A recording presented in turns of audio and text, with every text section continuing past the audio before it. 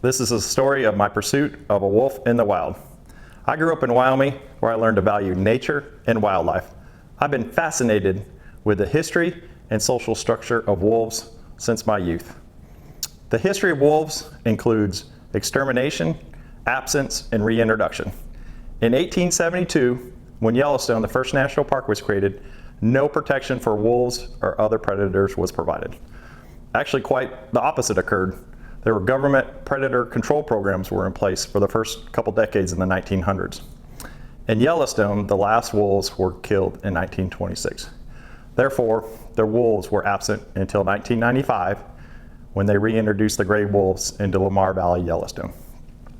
Wolves are social animals, with their basic unit being a nuclear family, similar to American family, with a mated pair and their offspring. The average pack of 8 wolves includes 2 adults, juveniles, and yearlings. During times of food abundance, different wolf packs will actually join together temporarily. Offspring usually hang around the pack until they're 1 to 4 years old, and they usually leave when they reach sexual maturity and if there's food competition within the pack.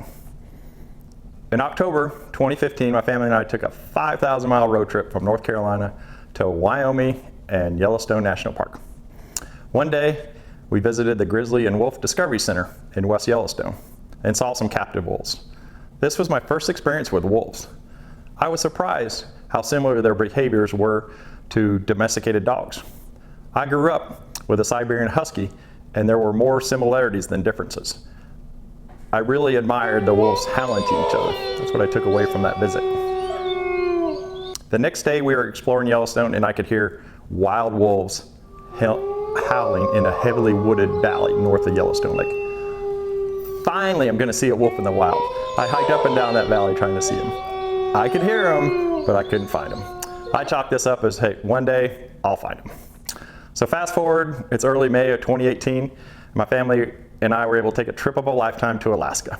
As a lifelong photographer, the scenery and wildlife are stunning. We spent several days visiting Denali National Park. Since it was early May, the park buses were not in service, and we could take our own vehicle on the park road. We saw several moose, caribou herds, and a grizzly bear. I knew the best chance to even see more wildlife was to visit the park at sunrise and sunset. However, this is May, and it's Alaska, so sunrise, it was daylight by 5 a.m.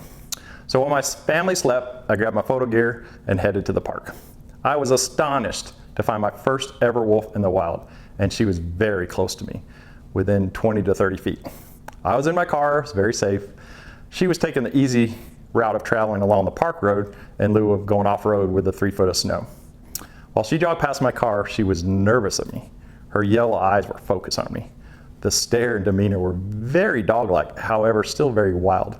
A once-in-a-lifetime opportunity that I'll never forget.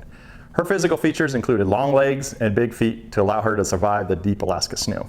I took some okay photos and let her pass. I went back to the cabin to tell my family a wolf story, finally. I had second thoughts, though, of not following her and getting some better photos. So the next morning, I woke up early again, drove all the way to the end of the park road. And I didn't see no wildlife. There were no moose, no caribou, there was nothing. I should have just slept in with my family in the cabin. And then I drove back out the park road. And then I saw her again. That's unbelievable. She was near the park entrance. This time, I made sure I got the photo.